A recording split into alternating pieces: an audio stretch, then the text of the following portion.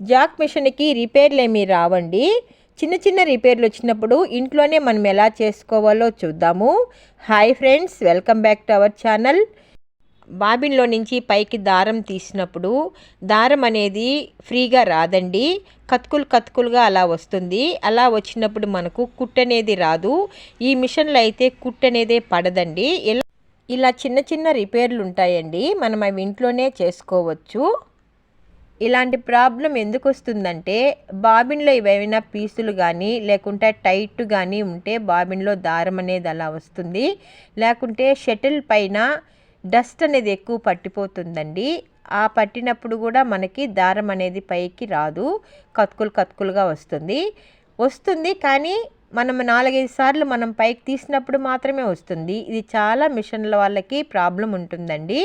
కానీ పైన అంతా డస్ట్ అనేది మనము తీసేసుకున్నామంటే నీట్గా దారం అనేది నీట్గా వస్తుంది.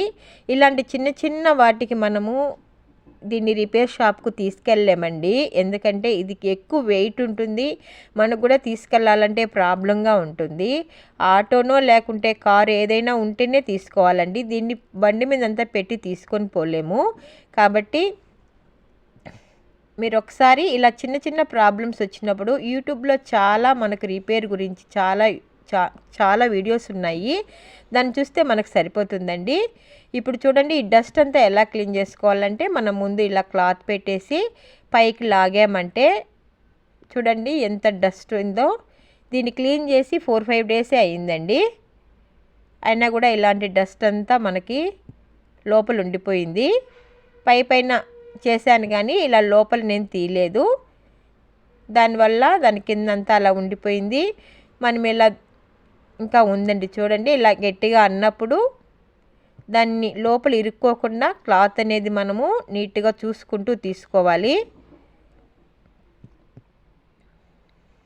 ఇలా మొత్తం క్లీన్ చేసుకోవాలి. ఎక్కువ ప్రాబ్లం దాని వెనకే ఉంటుందండి. ఇప్పుడు మనం మిషన్ పెట్టేసి మనం పాదం కింద కూడా ఒక ప్లేట్ అనేది ఉంటుంది. ఈ ప్లేట్ని మనం ఓపెన్ చేసుకోవాలి. 2 స్క్రూలు మనం తీసేసుకున్నామంటే ఓపెన్ అయిపోతుంది.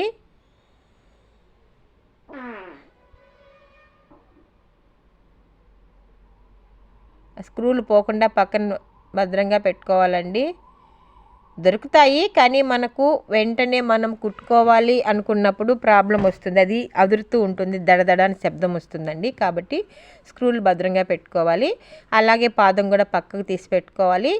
సూది కూడా మనం పక్కకు తీసుకోవచ్చు, కానీ నాకు అవసరం లేదండి. మీరు కొంచెం ఇబ్బంది పడే వాళ్ళైతే సూది కూడా పక్కన తీసి పెట్టేసుకోండి. ఈ ప్లేట్ అనేది తీసేస్తే చూడండి దాని కింద ఎంత డస్ట్ ఉందో. ఇది ఏమవుతుందంటే ఎక్కువ డస్ట్ అయ్యే కొద్దీ అలాగే స్టక్ అయిపోతుందండి. అది స్టక్ అయ్యి మనకు సూదికి దారం రాకుండా అంతా అడ్డపడిపోతుంది. ఇలా మనం బ్రష్ అనేది ఒకటి తీసుకొని మొత్తం ఇలా క్లీన్ చేసుకోవాలి. సన్న సన్న పీసులు అన్నీ ఉంటాయండి దాంట్లో. బ్రష్తో అయితే మనకు క్లీన్గా వస్తుంది. తిప్పుకుంటూ క్లీన్ చేసుకోవాలి. మనకి షటిల్కి పక్కన ఒక జాయింట్ అనేది వస్తుంది. ఆ జాయింట్ దగ్గర కూడా మనకు పీస్ అనేది ఇరక్కపోతూ ఉంటాయండి. పీస్ అంటే దారం అలాంటివి ఇరక్కపోతాయి.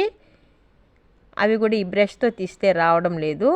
లోపల కూడా మనం ఇలా క్లీన్ చేసేసామంటే, అంటే మనం ఇప్పుడు తీసినప్పుడు డస్ట్ అంతా వచ్చింది కదా, అక్కడ కూడా ఈ బ్రష్తో ఇలా క్లీన్ చేసామంటే మొత్తం నీట్గా వచ్చేస్తుంది. ఆ షటిల్ మధ్యలో ఒక ఇలా అంటే హోల్ కాదండి, మధ్యలో జాయింట్ ఉంటుంది. ఆ జాయింట్ దగ్గర కూడా మనకి దారం అనేది ఇరుక్కొని ఉంది, అది రావడం లేదు.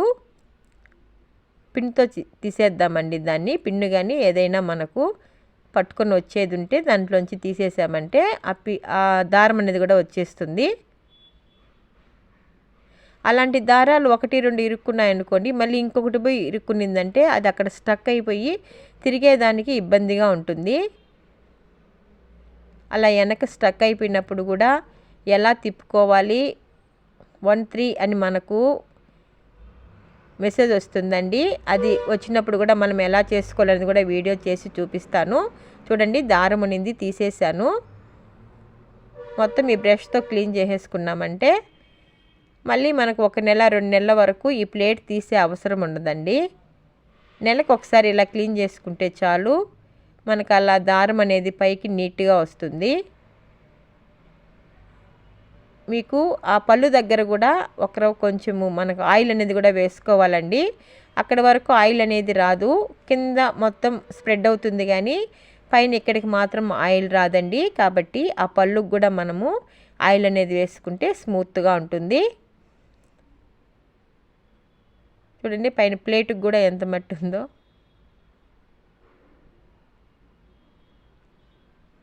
మొత్తం క్లీన్ చేసేసుకొని జాయింట్ చేసేసుకుందాము.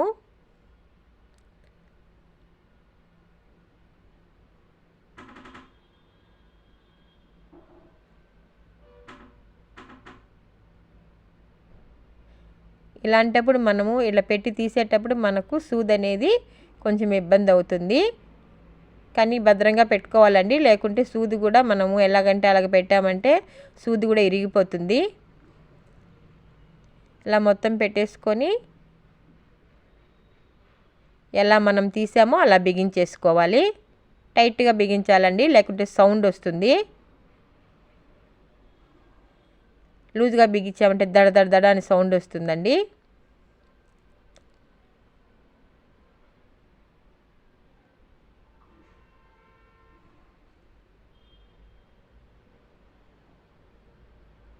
బిగించేసిన తర్వాత మనకు దారం కూడా అప్పుడప్పుడు, అంటే దారం కాదండి, మామూలుగా లూజు కుట్టు అలా వస్తూ ఉంటుంది. ఆ లూజు కుట్టు వచ్చినప్పుడు మనం ఇలా ప్లేట్ అనేది ఒకసారి చూసుకోవాలి. ప్లేట్ కింద పీసులు అయి పడి ఉంటాయి. తీసి కొంచెం నోటితో ఊబామంటే లోపల చిన్న పీసులు ఉన్నా కూడా పోతాయి. అలాగే మనకు చిన్న స్క్రూ ఉంటుందండి. ఈ స్క్రూ అప్పుడప్పుడు లూజ్ అవుతుంటుంది, లూజ్ అవుతుంది, టైట్ అవుతూ ఉంటుంది. అలాంటప్పుడు మనం అప్పుడప్పుడు చూసుకుంటూ దాన్ని పూర్తిగా టైట్ చేయకుండా కొద్దిగా టైట్ చేసి కొంచెం వెనక్కి తిప్పామంటే మామూలు మిషన్ షటిల్ ఎలా ఉంటుందో అలాగేనండి. ఇది మనకి దారం ఎక్కడ కూడా మనకు దారంతో పాటు ఇంకొక దారం వచ్చి ఇరుక్కుపోయినా కూడా మనకు కుట్టు అనేది లూజ్ వస్తుంది. ఏదన్నా డస్ట్ ఇరక్కపోయినా మనకు లూజ్ వస్తుంది. అది కూడా మనం ఒకసారి చూసుకోవాలి. అక్కడ కూడా మనము ఆయిల్ అనేది ఒక డ్రాప్ అనేది వేసుకుంటే మనకు దారం అనేది ఫ్రీగా వస్తుంది.